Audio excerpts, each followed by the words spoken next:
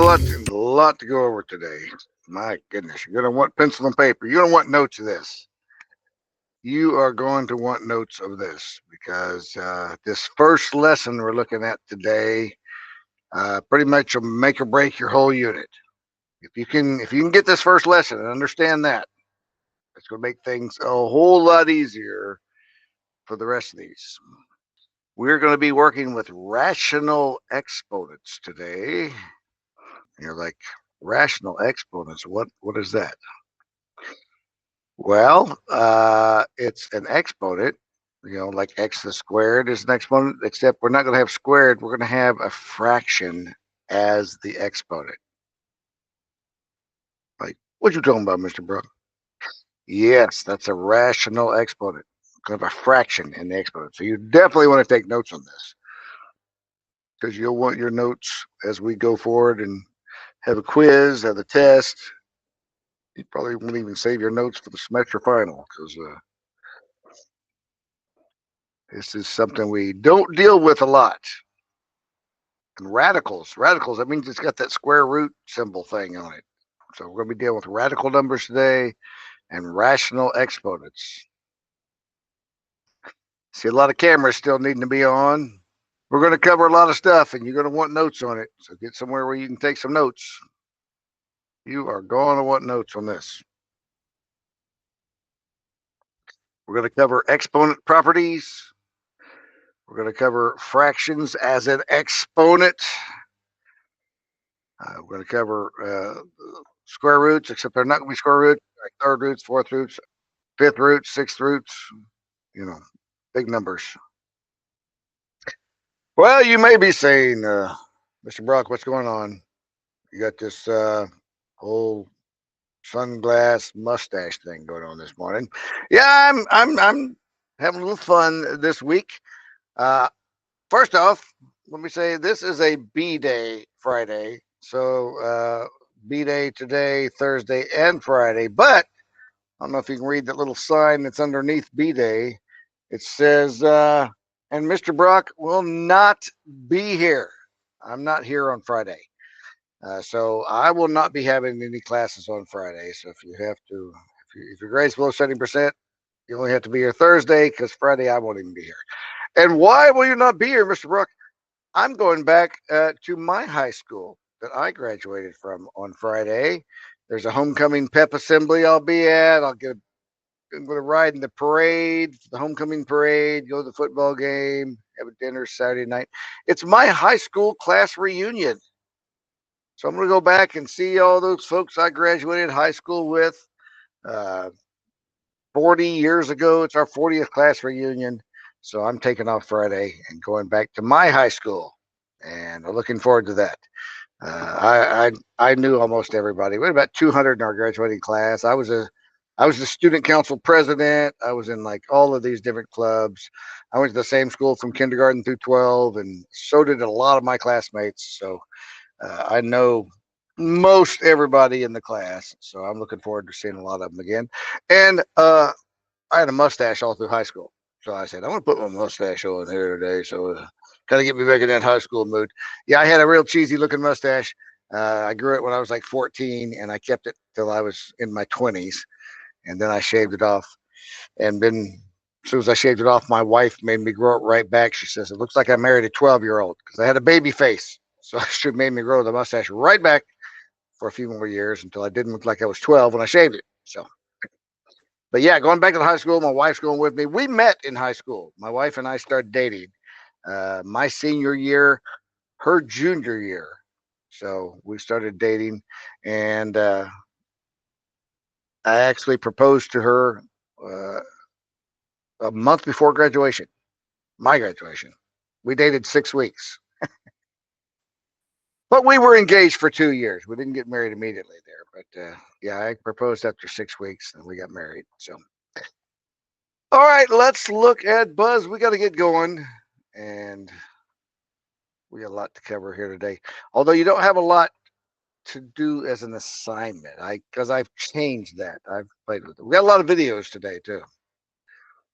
A lot of video stuff we're looking at. All right, Algebra 2. Let's go to our grade screen. You should have everything done in Module 1.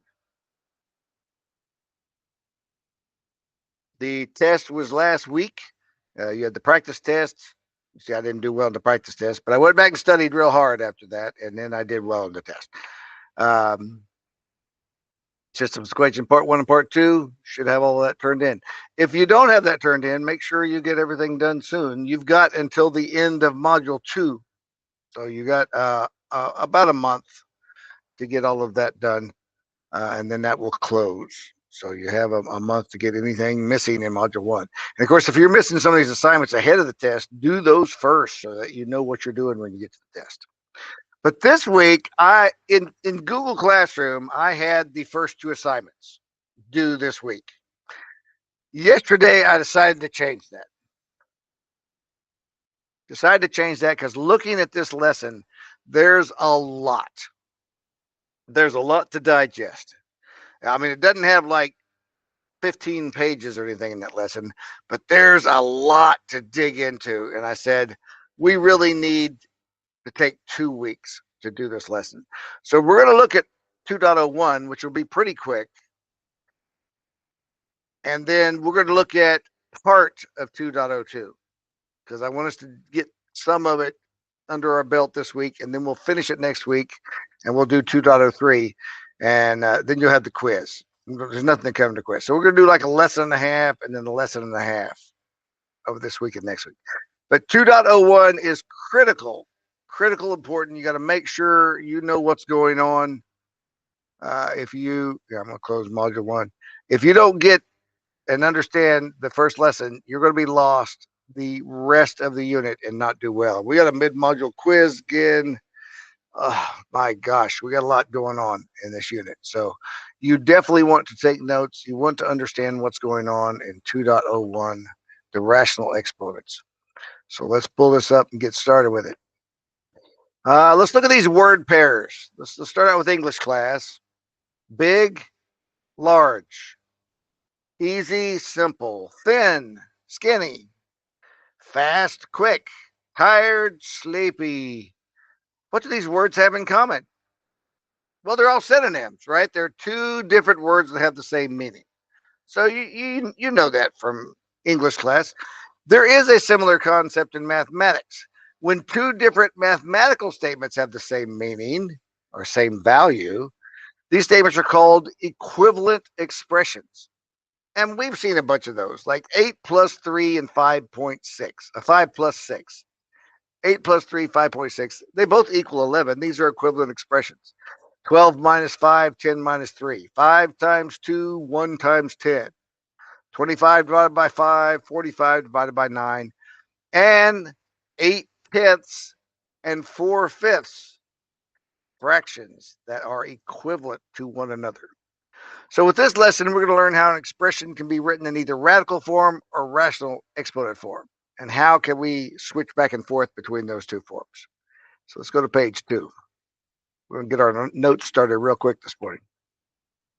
Rational exponents to radical expressions. So let's start out with our notes right off the bat here. So if we have, let's just start with like x raised to the power of 3/4.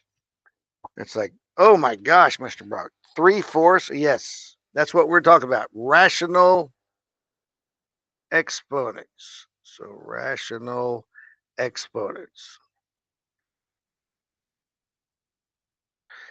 And this could be broken down to x to the 1/4 times x to the 1/4 times x to the 1/4.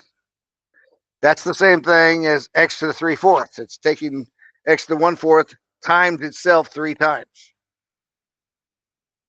But we also can convert this to a radical, because x to the 1/4 is the same thing as the 4th root of x.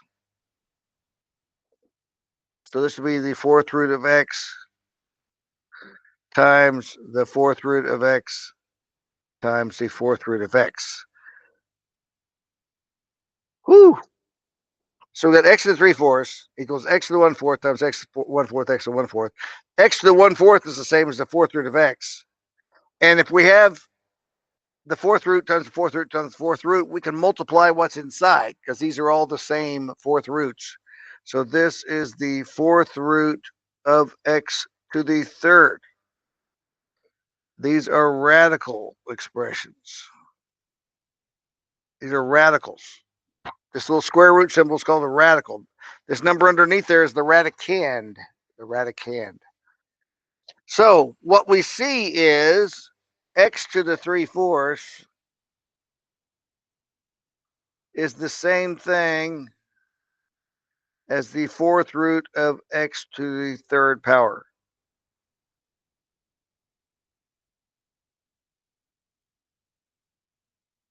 So what happens there is we can convert back and forth. When you have a fraction as the exponent, the number on the bottom of the fraction, the denominator, is the number that is the index for the radicand, for the radical over here, the index. So if this is divided by 4 in the fraction, that means this is the same as the fourth root. And if this is a 3 in the numerator, that means x is being taken to the third power in the radical. So if we want to convert back and forth, this is how it would work. So if we had, just draw a line across there. So if I have, let's say the number 8 taken to the 2/3 power, that is the same thing as the third root of 8 squared. The third root of 8 squared. Which 8 squared, if we want to simplify that to just a number, this is the third root of 64. And the third root of 64 is actually 4. Because 4 times 4 times 4 equals 64. 4 times 4 is 16. 16 times 4 is 64. So 8 to the 2/3 power is the same as the third root of 8 squared. And since there's no variables, we just went ahead and simplified this one. But most of the time, we're going to be working with variables. So the important thing to know is how do I switch from one to the other? These are equal to each other. So this is critical to succeeding in Module 2, knowing how to go from one to the other and back and forth. So we'll be practicing a little bit of that, looking at this. You definitely want that equation in your notes. What this would be over here, what this would be over here. If you want it in a generic term, like x to the a over b is the same thing as the b root, b not 6, b root of x to the a power. You can do it with numbers or without, just variables. Just showing you that is how it switches back and forth. So this talks about t to the 3/4, which is the same as t to the 4th, t to the 4th, t to the 4th multiplied, which would be the same as the fourth root of t. And they finally get to that same t to the 3/4 equal to fourth root of t to the third. I just used x because we're more familiar with x as a common thing. All right, so they want to give us an example in a short video of f raised to the 3/7 power. The expression f to the 3/7 power has a rational exponent. It is the same as f to the 1/7 power times f to the 1/7 power times f to the 1/7 power. These factors can be written as the 7th root of f times the 7th root of f times the 7th root of f. When radicals of the same root are multiplied, the terms inside the radical are multiplied.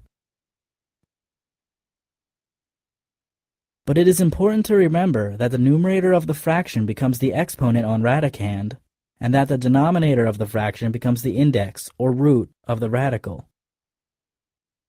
So f to the 3/7 power is equivalent to the 7th root of f cubed. All right, that's really the key of this whole lesson, knowing how to go back and forth from a rational exponent to a radical expression. All right, now it wants us to rewrite 6x to the 4/5. This is a good thing too. I'm going to do this on paper before we look at their example as well. Now, it's important to note that there is a big difference between this and this. This says 6 times x to the 4/5. This says 6x to the 4/5. So this one would end up 6 times the 5th root of x to the 4th if we convert it to a radical. This one would be the 5th root of 6x to the 4th power. See, the 6 is with the x. It's part of the x. 6x is all being taken to the 4/5 power. So all of that is to the 4th power and underneath the radical. So that's the difference between those. So if we were going the other direction around, if we give you radicals, you got to know when do I need parentheses and when do I not need parentheses. So parentheses would go around everything that's underneath the radical. But if there's only the variable, you don't use the parentheses because the 6 was not part of it. It just goes out front. And that's the example they're about to show us at the bottom and want us to work through right here. So only the variable is being raised to the power of 4/5. The 6 is not. So drag and drop the numerator and denominator to the correct location. So does the 4 go with the 6 out here, or does it go inside with the x? Since it's on top, it stays with the variable. It'll go underneath there with the x right there. The 5 would go here. So the numerator becomes the exponent of the radicand. The denominator of the fraction becomes the index or root of the radical. Okay, let's look at page 3. And then go in the other direction. So let's look at this 5th root of x to the 3rd. So they want us to work one backwards. But x, the 5th root of x to the 3rd, breaks out to the 5th root of x times the 5th root of x times the 5th root of x. And we can do that because, well, like the square root of 32, that we generally, I put this 2 here now, we generally don't. If it's square root, this also is a square root, it's the 2. But we don't write 2. We only write the index when it's not 2. But the square root of 32, we could break out to be the square root of 16 times 2. That's the same thing. That's equal to that. And since we have two things underneath there being multiplied to each other, we could just break them out into separate radicals. Square root of 16 times the square root of 2. And then the square root of 16, that's just 4. Square root of 16, 4.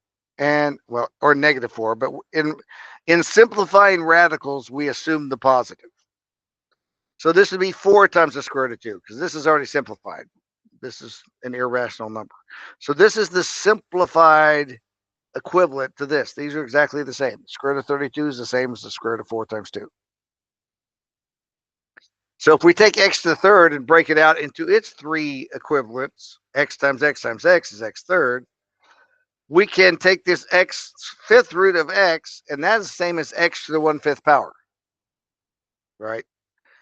Whatever's underneath here goes as the numerator, which there's just a 1. This is just the first power. So 1 goes to the numerator. Whatever's the index of the radical becomes the denominator.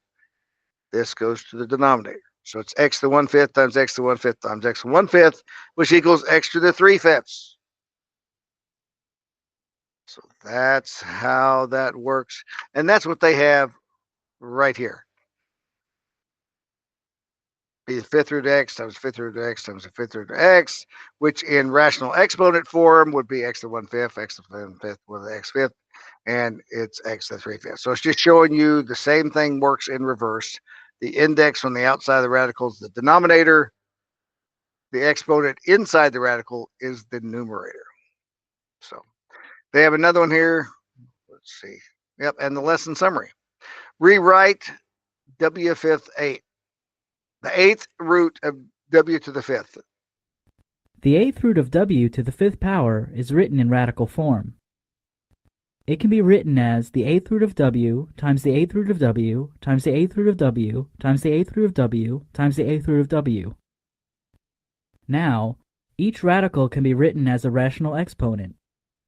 So, the eighth root of w to the fifth power equals w to the 1/8 power times w to the 1/8 power times w to the 1/8 power times w to the 1/8 power times w to the 1/8 power. What happens when the rational exponents are added? You'll see that the exponent on the original radicand becomes the numerator of the exponent, and the index or root of the original radical becomes the denominator of the rational exponent. So the eighth root of w to the fifth power is equivalent to w to the 5/8. All right, and that's the key thing we need to know is how to go from a radical to a rational exponent and back. All right, example 2, rewrite the 7th root of 10x. Notice the 10 is underneath the radical. So when we're rewriting that, first we want to pull that out and put it in parentheses, and it's to the first power, right? There's not a exponent underneath there, so this is just the first power. So when we go to the next step, that's just a 1, so a 1 would be on top of the fraction, because that's what the power of 10x is. And then the 7 that we see over here is going to go underneath. And so the 7th root of 10x is 10x to the 1/7 power, and we have to put the 10x in parentheses because the 10 is included there. So the lesson summary is simply the two equations. How do you go start with a rational exponent and get to a radical expression? Or how do you start with a radical and change it to a rational exponent? So as long as you have these two formulas in your notes and know how to go back and forth, you'll be in very, very good shape for the rest of the unit. If you can't do this right here, you're going to be lost the rest of the unit. I can't emphasize that enough, how important these two formulas are and knowing how to switch them back and forth. All right. Anyone have questions on how that works? Hopefully I've given you enough examples. You got a pretty good idea. You've got this written down. You kind of understand. All right. There are several practice problems. If you're not sure, you should come to page 4 and see if you can go back and forth. Write this as a radical. Which one of these radicals would this be? X to the 1/6. 6 would go outside the radical. The 1 would be the exponent for the x. So it's just the square root of 6 to the x of the 6th root of x to the first power. See, that's it. So there are 3 problems to try there. Write this as a radical. Write this as a rational exponent. This goes the other direction. And then there's another page that has more problems over here for you to try. There's 5 problems here. So write this as a radical expression. Here's the answer down here. 5 problems to go back and forth with. So there's 8 for you to practice with to make sure you've got that. You got to get this part of it. Okay, let's look at the assignment that we have due this week on this. Rational exponents. This assignment is due this week. Which of the following is the radical expression of this rational exponents? They give you the rational exponent. And oh, let me show you right here, because I've already had someone email me yesterday when I showed this in class yesterday. This is big for some of you guys. If you have the dark screen, you're going to get here and cannot read anything on the screen. You're like, I can't even read the choices, Mr. Brock. I'm having a hard time reading what the question is there. Yes, you will have a problem if you have the dark screen instead of the light screen. So see, I have this nice white background, so I can see these real easy. So if you have the dark background, let me cover this again. You have to get out of the assignment. Yep, leave. See, can I do it from here? Nope, I got to go back to the first screen. Pardon me. Go back to the first screen. Click on your name, choose theme, and change it to a light color scheme. If you have a dark color scheme, yours looks like this. You want to change it to a light color scheme because when you go to this assignment, you won't be able to read anything if it's dark. Here, let me show you the dark. Let me change it to a dark color scheme and go back. All right, let me go to the same assignment. Here's the same assignment. Look at your choices. Was the radical expression of something there? And here's my answers. You can't read those. So you can read some of this you can't. So yeah, that gets really jumbled up if you have this dark background. So you don't want the dark background. I'm going to leave. Yes, I know I haven't answered it. It's because I can't see it. I'm going to go back and change this to a light color scheme. Save. Oh, boy, what a relief. Now I can actually do the assignment because I can see it. Yes, now I can read everything again.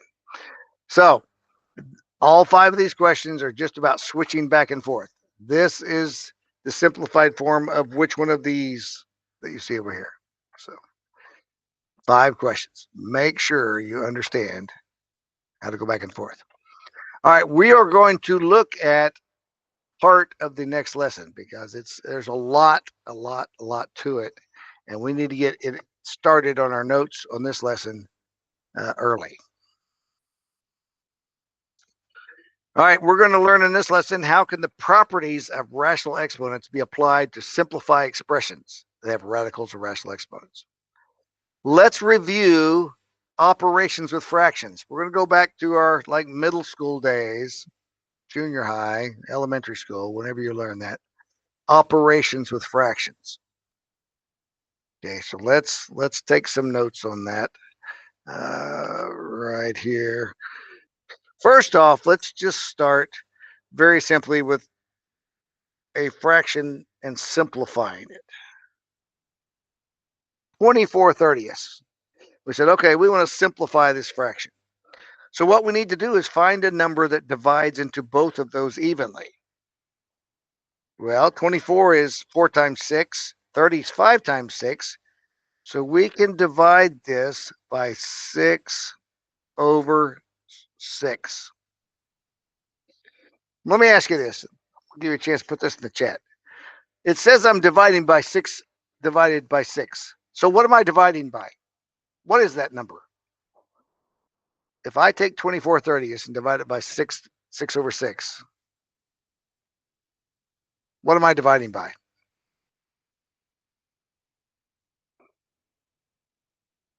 So I'm basically asking, what is this equivalent to? All right, good job. I'm dividing by 1. I'm just writing 1 as 6 over 6. If I divide a number by 1, am I changing the number? No. If I multiply by 1, it's still the same number. If I divide by 1, it's still the same number. So that's important to understand that I'm not changing this number. I'm just rewriting it differently. 24 divided by 6 is 4. 30 divided by 6 is 5. So this is the exact same number. The exact same number. Like, oh, yeah, it is the same number. What if I looked at this and I said, I'm not sure exactly what number goes into there? Well, if they're both even numbers, I can at least divide them by 2. Divide by 2 over 2. Again, that's just 1. I'm not changing it. So that would give me 12 over 15. And then I go, oh, 12 and 15. I know that divides by 3. So I just divide by 3 over 3. 12 divided by 3 is 4. 15 divided by 3 is 5. I would still get there. It just took extra steps. If I didn't recognize 6 right away, I at least say, oh, they're both even numbers. So it's got to be divisible by 2. And I can just keep going extra steps until I get to the smallest. 4 and 5, that's it. There's nothing that divides into both of those evenly. So you can get there even if you don't know the biggest number. Sometimes we don't spot that number right off the bat. So don't just leave it at 24/30ths. But what you do know, I do know they're divisible by 2. Okay, so that's simplifying. Let's talk about adding fractions. Adding fractions. This is a good review. So if we have 2/3 plus 1/4, 2/3 plus 1/4. If we're going to add fractions, we have to have a common denominator. 3 and 4 are not a common denominator. But what is the smallest number that both of them goes into? Well, if you're not sure, just write down the multiples of this number. 3, 6, 9, 12, 15, 18, 21. And write down the multiples of this number. 4, 8, 12, 16, 20, 24. And look for the smallest one they have in common. Oh, they both have a 12. 12 is the common denominator you want to go for. So how do I get this to be a 12? I multiply it by 4/4. I multiply it by 1, but this is what my 1 looks like, right? So 4 times 2 is 8. 4 times 3 is 12. So that's the same thing as 8/12. This one I have to multiply by 3/3, which is just 1. So I'm not changing it. I'm multiplying it by 1. But 3 times 1 is 3. 3 times 4 is 12. So I've got 8/12 plus 3/12. So I've got 11/12. That's how you add fractions. You got to get them to the same. If we start with this, you got to get them to the same denominator. And then you can just add the top. It's still 12. Subtraction works very much the same way. If we have 2/3 minus 1/4, again, we have to make these the same denominator. So this would be 8/12 again, minus 3/12, and we would have 8 minus 3 is 5/12. So when you add or subtract, you have to get the same denominator. Same. Adding, subtracting. All right, let's talk about multiplying. Multiplying, we like multiplying fractions because that's the easiest one to do. 2/3 times 1/4. We just multiply straight across. Here we just take 2 times 1 and 3 times 4. 2/12. Just multiply straight across. Now we need to simplify this because we can divide a 2 out of the top and bottom, right? 2/2. So this is the same as 1/6. So the last one we'll talk about is how about it dividing? 2/3 divided by 1/4. Hmm. So do I just divide these across? 2 divided by 1, 3 divided by 4? Well, 3 divided by 4 is another fraction. Well, let me tell you a secret here. I'm sure they don't tell you this way when you learn it in middle school. You can't divide fractions. Like, wait a minute, Mr. Brock. I know when we learned this, I came up with answers. Oh yeah, yeah. You can come up with an answer, and we're going to come up with an answer, but you can't divide fractions. And let me show you what I'm talking about. Because when we try to divide, we end up with a fraction on the bottom, right? A fraction divided fraction. The way that we divide fractions is you have to change the equation. You have to change those two things. We have to take 2/3 times, and we reverse this. Since we can't divide 2/3 by 1/4, we take 2/3 times 4/1. We just switch it. Which we can multiply fractions. 2 times 4 is 8, and 3 times 1 is 3. This is an improper fraction, right? Some people say, well, this is 2 2/3. It is, it's 2 2/3.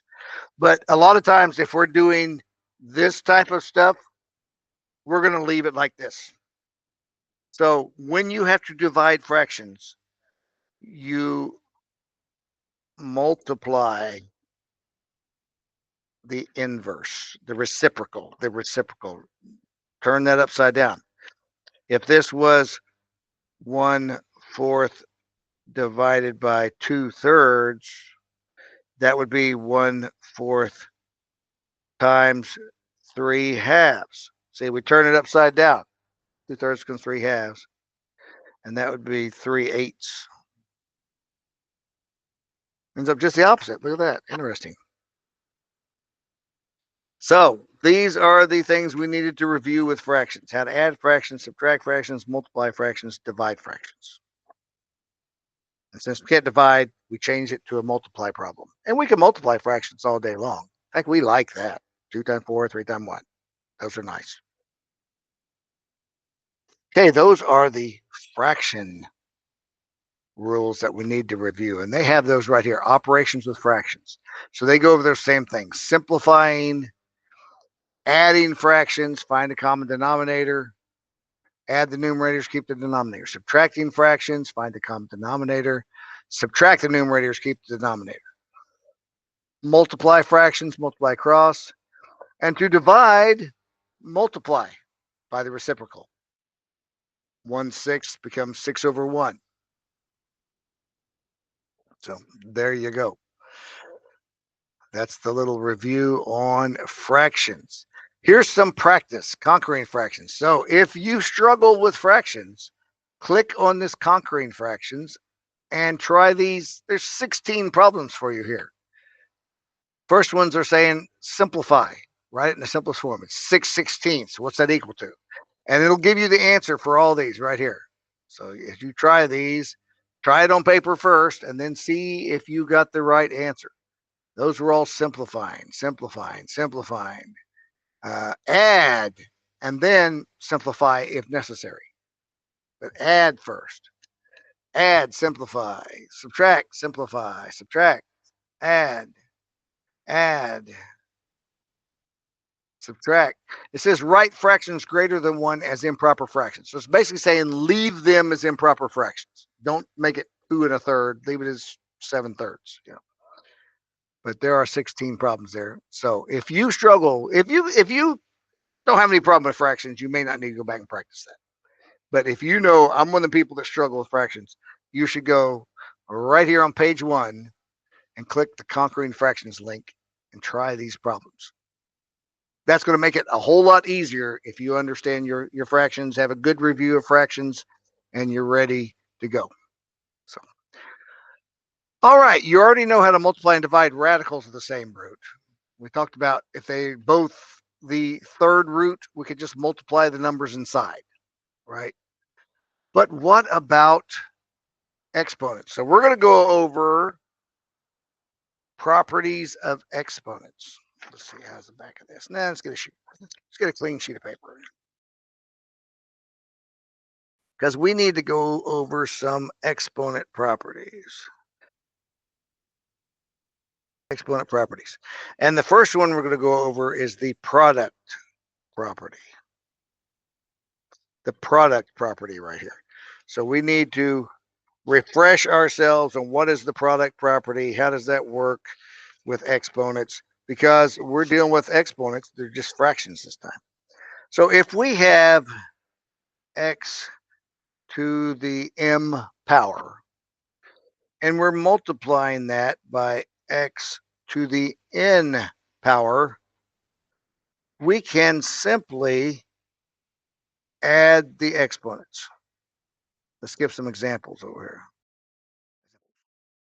So if we have x to the third power, and we're multiplying it times x to the fourth power, that's going to equal x to the 3 plus 4, or x to the seventh power. Just to put it in a live example here. And it's like, do we know that that's right? Well, sure, because this is x times x times x, right? That's what x to the third is. It's x times itself 3 times. And then we're multiplying that times x to the fourth power, x times x times x times x. So what do we have? We have 7 x's being multiplied times each other. So that's x to the seventh. 7 x's. So we can just add the exponents. X to the third times x to the fourth is 3 plus 4, x to the seventh. The product property. So that's our first exponent property we put in our notes. So if we have all these properties, we're going to do multiple properties. If we've got that in our notes, and we've got this in our notes, how to switch back and forth from exponents to radicals, that's going to help us a whole lot in this whole unit. We'll be able to conquer everything when we get all these properties written down and know this. And of course, you got to know how to play with fractions, because we're going to be playing with fractions throughout this whole module. So this says the same thing. A to the m plus a to the n is a to the m plus n. I just use x because we're more familiar with x. All right, let's see if you can find the product. Oh, the product of the fourth root of n times the square root of n. Okay, we can play with that.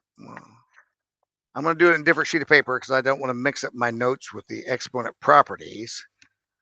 But let's write this one down and go through it together.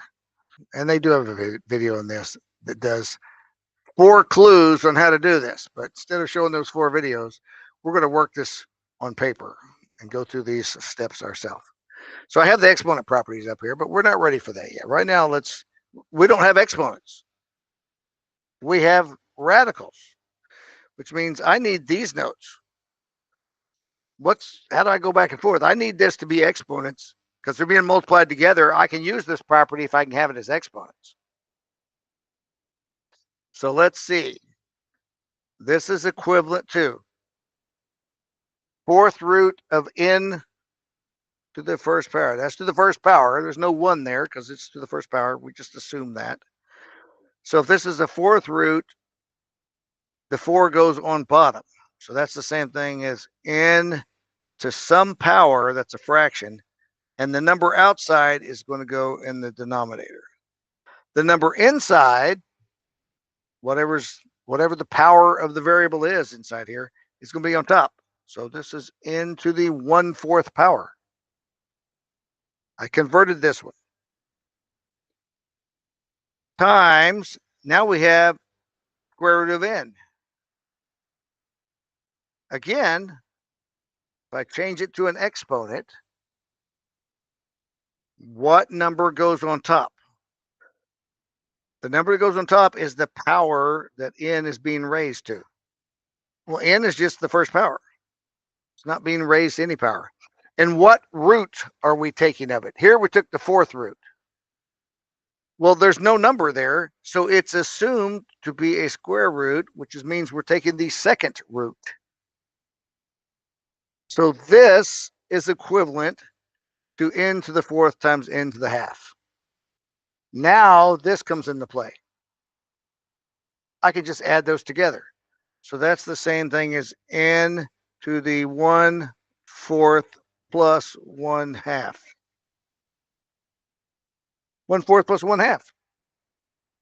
It's like, that's why we reviewed how to do things with fractions.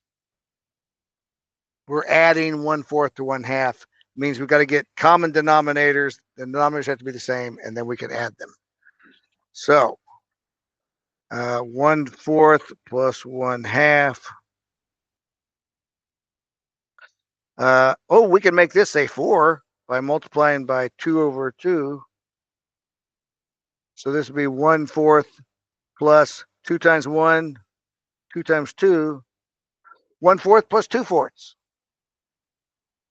So this will equal n to the 3/4 power, because this equals 3/4 when we add those together. Now the hard part is writing these fractions and making sure it looks like it's an exponent. I want the n to be far enough down to where you see it's n being raised to the power of 3/4. So there is a sample problem. And I sure hope you have this sample problem written down, because I know I've seen it before. Is that on a test or a quiz or the assignment? I don't know. But it looks very, very similar to that. Maybe it wasn't ends. I don't remember. All right. But that's how that works. In our lesson, they give you 4 videos to show you that. So yeah, they start doing the same thing we did. They converted the radical to fractions, exponents. They said if these are being multiplied, the product property says I can add the exponents. If I'm adding those exponents, I have to create a common denominator. Then I can add that common denominator together. And then they wanted to convert it back. Since we started with radicals, we're going to put our answer in a radical form. N to the 3/4 would be the same thing as the 4th root of n to the 3rd. But those 4 videos basically did these steps. We did this, we changed it to common denominator, we added it together, and then put it back as a radical. That's what those 4 little short videos, which you can go back. You have access to those videos if you want to walk through that again. But here's a big key on this. One of the struggles that I see students have in this lesson, other than just going back and forth from radical to exponents, as long as you get that first lesson, that can go back and forth, that's going to help you a whole lot.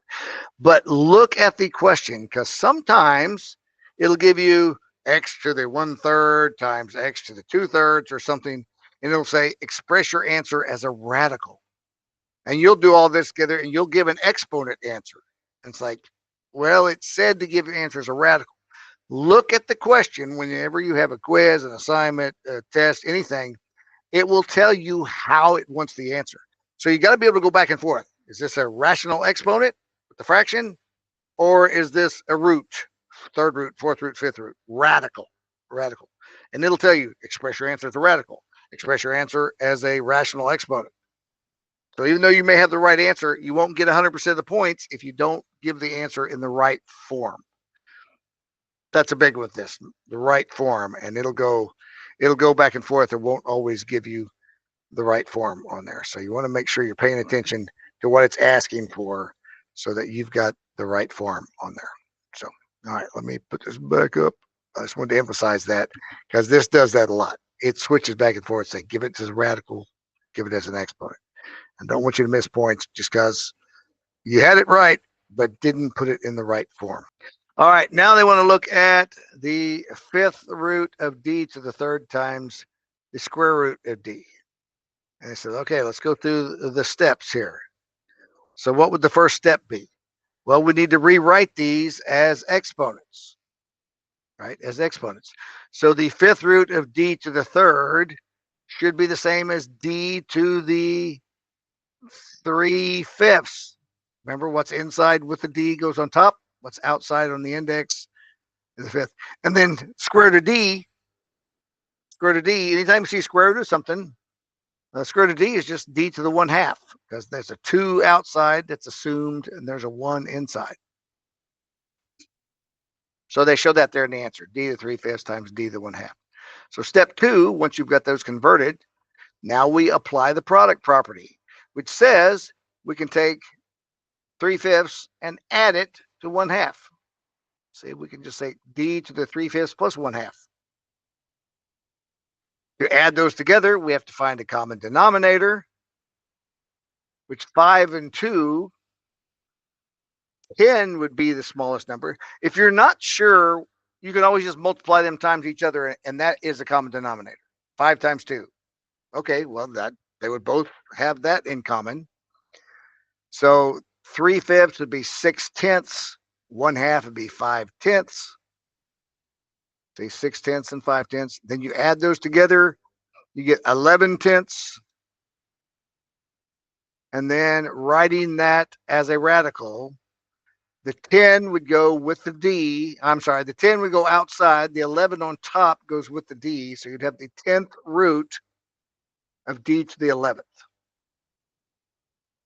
Now let's talk about that real quick because they will have some problems like this. If we have the 10th root of D to the 11.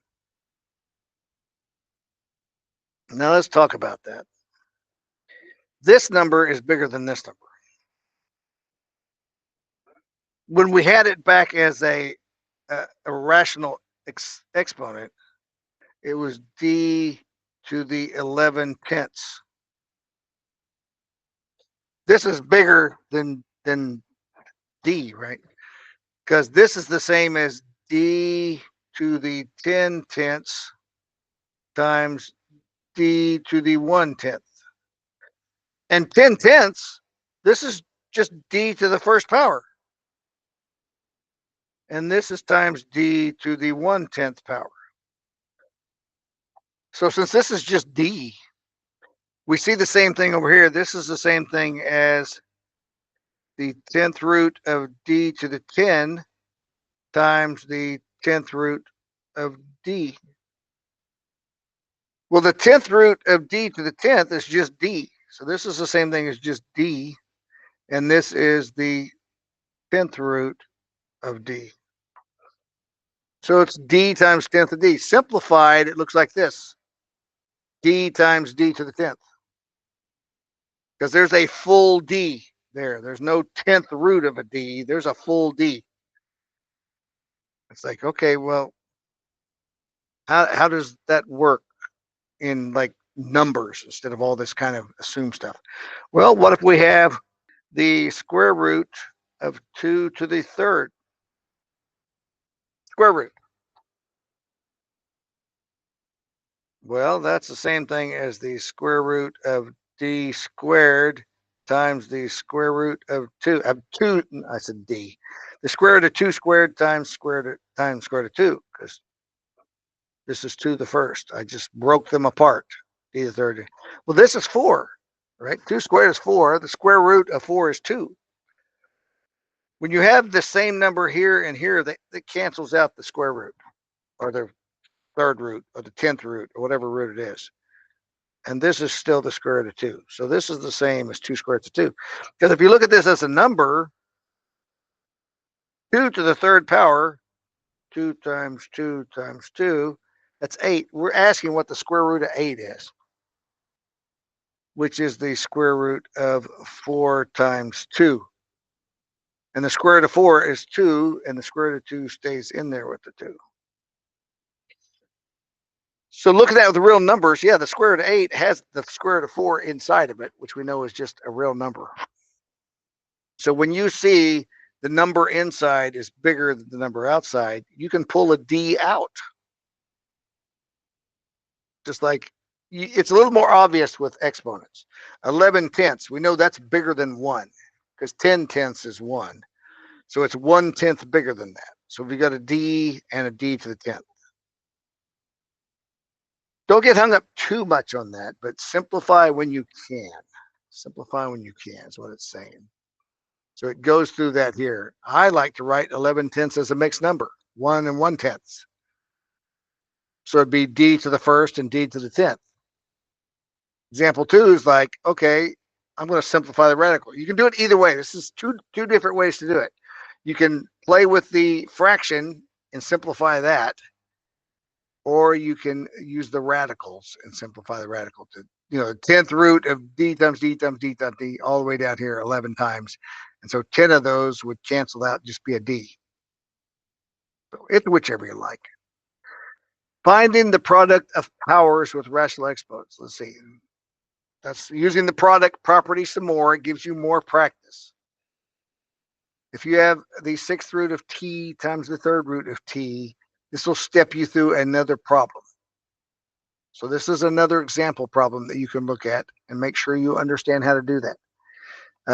And this is more on simplifying. Another example on simplifying. This is the 8/5 power, which is bigger than 1. You can pull out a t and still have 3/5 left. So these are more examples on the product power and simplifying. All right, page 2. Well, that's a lot for page 1, wasn't it? Okay, let's talk about the quotient property now. Add that to our notes. All right, so quotient. With the quotient property, that says if we have x to the m power being divided by x to the n power,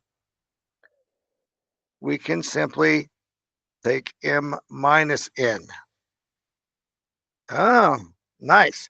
So if we have x to the 7th divided by x to the 4th, that's the same as x 7 minus 4, and the answer is x to the 3rd. We just simply subtract the exponents. So the way that works, to understand that it works, we have x to the 7th power on top of the fraction, which is x being multiplied by itself 7 times. That's x to the 7th, right?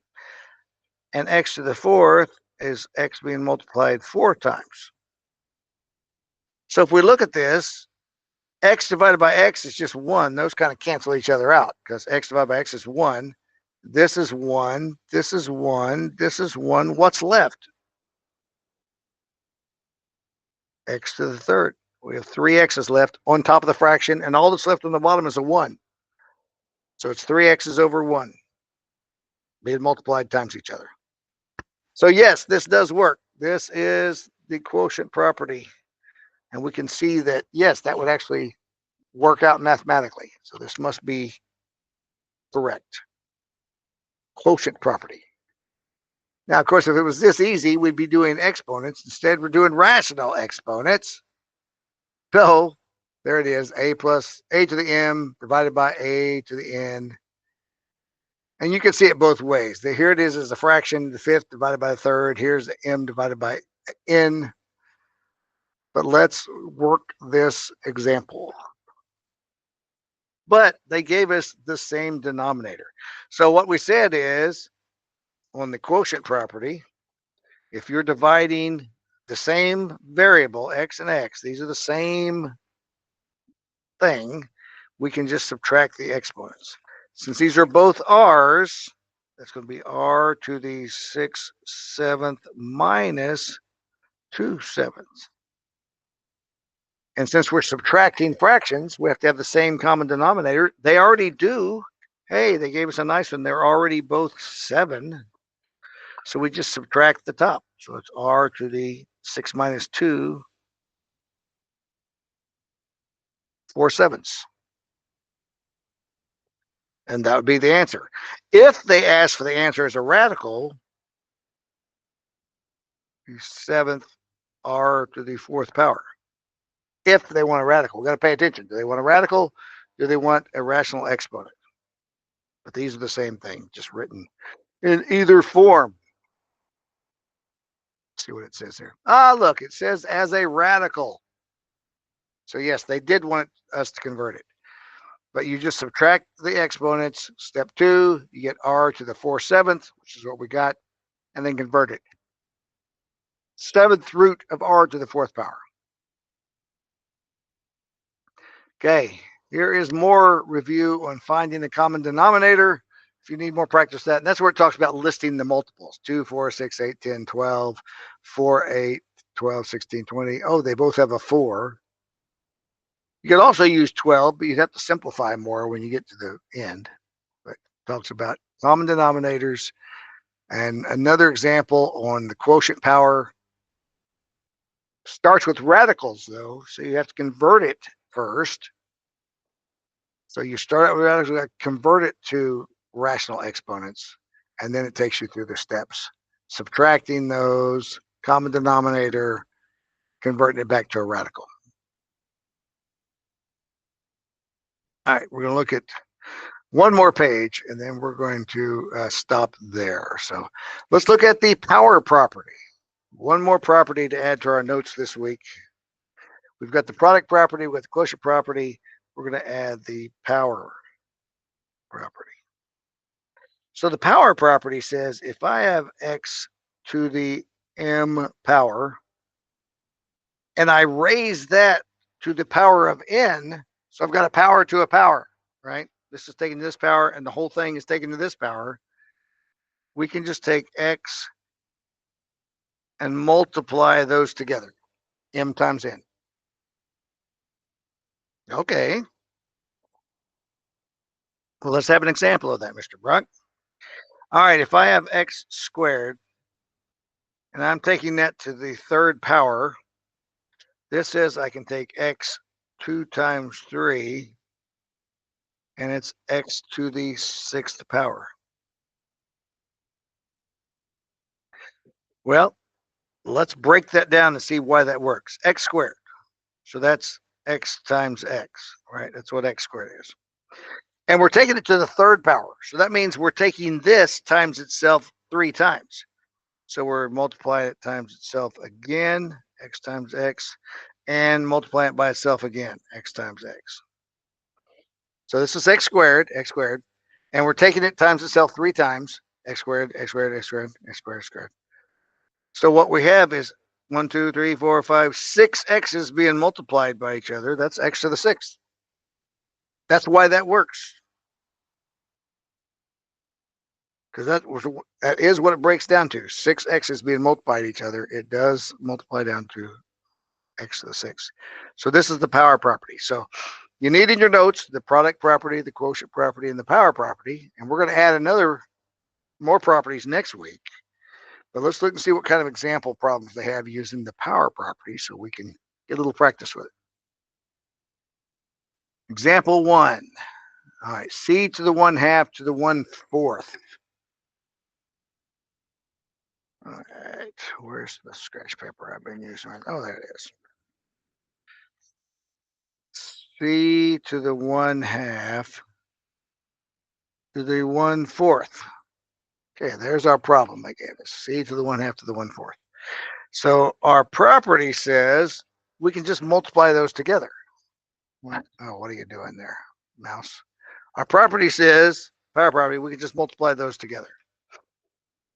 So that means I can take c to the 1/2 times 1/4. Well, multiplying fractions is nice. Remember, they just go straight across. So this would be c to the 1 times 1 is 1, and 2 times 4 is 8. It just equals c to the 1/8 power, which if they wanted as a radical, which I don't know that they did, the 8th root of c to the first power.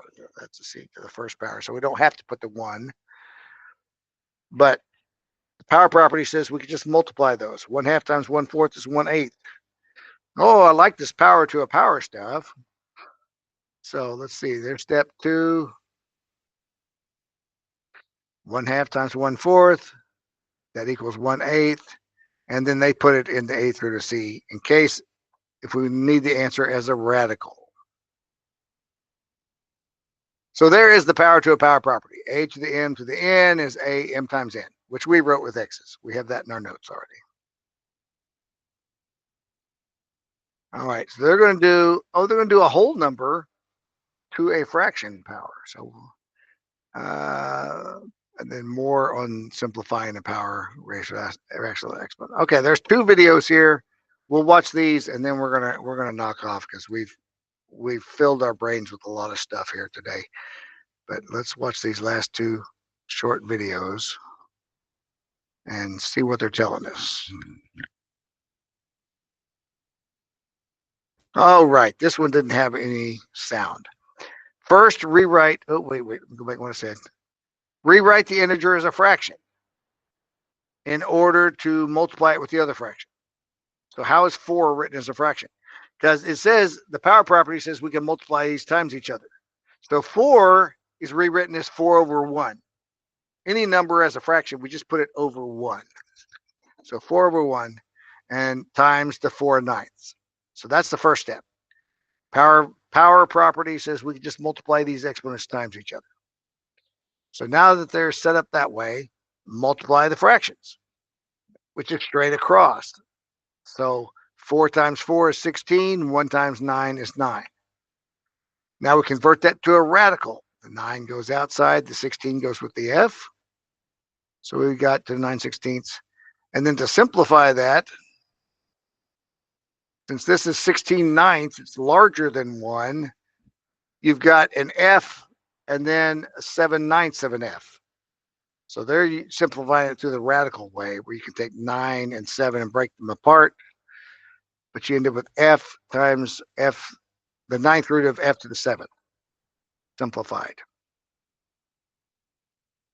And as often is the case, there's more than one way to find the answer to this example. Yes, we could have gone through breaking this out into 2 fractions. Since it's an improper fraction, we could have said f to the first plus 7/9, and f to the first is right there, and 7/9 is right there.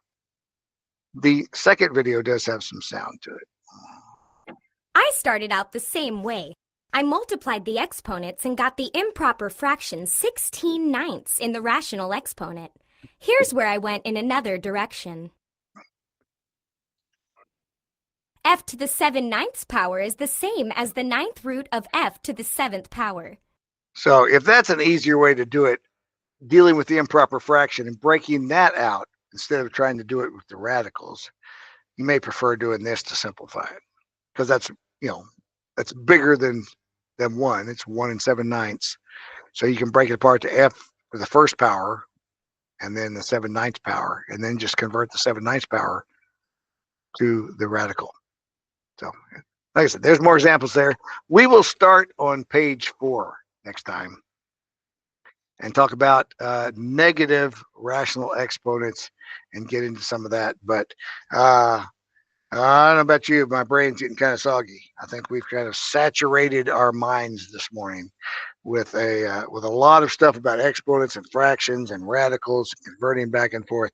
They said there is a lot to chew on in this lesson. That's why I broke it up. In the assignment for 2.02, I pushed off till next week, because we're not going to get through the whole lesson this week. So I want you to go in, of course, do that first assignment, 2.01. If you can't convert back and forth between radicals and rational exponents, there's no need to even look at lesson 2. You got to be able to do that. And if you have trouble with that, come see me Thursday. Like I say, I won't be here Friday because I'm going to my reunion, but come see me Thursday if you're having trouble with that, because you got to be able to nail that first lesson. Then go in and practice. Do some of these practice problems on the second lesson, just to get ready for next week. Kind of get familiar with what we looked at today. Practice some of those. So when we come in next week, okay, I've got the first part of the lesson down, Mr. Brock. I'm ready to roll. We can go on. So that's what I recommend doing. Make sure you get 2.01 done and do some of the practice in 2.02. And we'll pick up on page 4 next week. But right now, we've got a lot of notes from today. We've chewed a lot of stuff there, and I'll take pictures of these notes and try to get them in Google Classroom as well. But I want you to have notes so that when you do these assignments, it's a lot easier if you have examples already written on paper that you can look at and have those formulas to switch back and forth. So, man, I'm tired. I don't know about you, but there's a lot to this. So, all right, guys, I'm going to let you go just a few minutes early because you get a lot to digest here, and my brain's full. So have a great week. I'll see some of you Thursday, perhaps, but no Friday.